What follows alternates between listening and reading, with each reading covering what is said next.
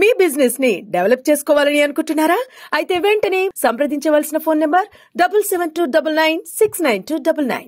మరి ఈరోజు పోలిట్ బ్యూరోలో సుమారు 4:30 గంటలు చర్చించడం జరిగిందండి. అయితే ముఖ్యంగా మరి పార్టీ సంస్థాగత నిర్మాణం మీద కూడా చాలా కూలంకషంగా చర్చించడం జరిగింది. ఈరోజు మాకు విజయవంతంగా మెంబర్షిప్ చేసుకోగలిగామండి. ఏపీలో సుమారు 1,22,905 మెంబర్షిప్ మన ఆంధ్రప్రదేశ్లో చేయడం జరిగింది. అలాగే తెలంగాణలో 1,74,367 చేయడం జరిగింది. అండమాన్లో 4,245. మొత్తంగా ఈ 3 ప్రాంతాల్లో కలుపుకుంటే 1,02,517 మెంబర్షిప్ పూర్తి చేసుకున్నామండి. చాలా అంటే ఫస్ట్ టైం మేము 1,00,00,000 మెంబర్షిప్ చేరుకోవడం జరిగిందని చెప్పి ఈ సందర్భంగా తెలియజేస్తున్నాం. అయితే దీంతో మాకు ఒక స్ట్రక్చర్ వేసుకున్నాం, ఏదంటే క్లస్టర్ యూనిట్ బూత్ అని. దీంతో పాటు ఇంకా కొంచెం కింద స్థాయికి వెళ్ళాలి. ప్రతి ఇంటికి ఒక తెలుగుదేశం పార్టీ, ప్రతి 40 ఇంట్లకి ఒక తెలుగుదేశం పార్టీ కార్యకర్త ఉండే విధంగా మరి కుటుంబ సాధికార సారథులు అని చెప్పేసి వాళ్ళు కూడా వేసుకోవాలని ఒక నిర్ణయం తీసుకున్నామండి. గతంలో వేసుకున్నాం కానీ పూర్తి స్థాయిలో మేము ఇంటిగ్రేట్ చేసుకోలేకపోయాం. కనుక ఈసారి దాని మీద దృష్టి పెట్టి పూర్తి స్థాయి పార్టీలో కార్యకర్తలందరూ కూడా మమ్మకం అయ్యేటట్టుగా చేయాలని ఒక ఆలోచనకు వచ్చామండి. దీంతోపాటు ఏదైతే కార్డులు ఉన్నాయో, గతంలో కొంచెం కార్డ్స్ మాకు మెంబర్షిప్ అయినప్పుడు కూడా కార్డ్స్ ఇవ్వలేదన్నారు. కనుక ఈసారి మార్చి 15 కల్లా కార్డ్స్ ఇచ్చేస్తామని చెప్పేసి కూడా ఈ సందర్భంగా తెలియజేస్తున్నాం. అలాగే మహానాడు ఈసారి కడపలో పెట్టుకోవడం జరిగిందండి. ఎందుకంటే అక్కడ అన్ని ప్రాంతాల్లో పెట్టాం కానీ కడప ప్రాంతంలో అంటే ఎక్కువ రాయలసీమ ప్రాంతంలో పెట్టుకోలేదు.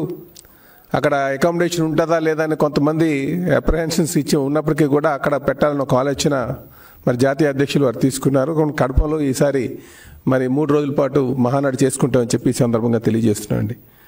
వీటితో పాటు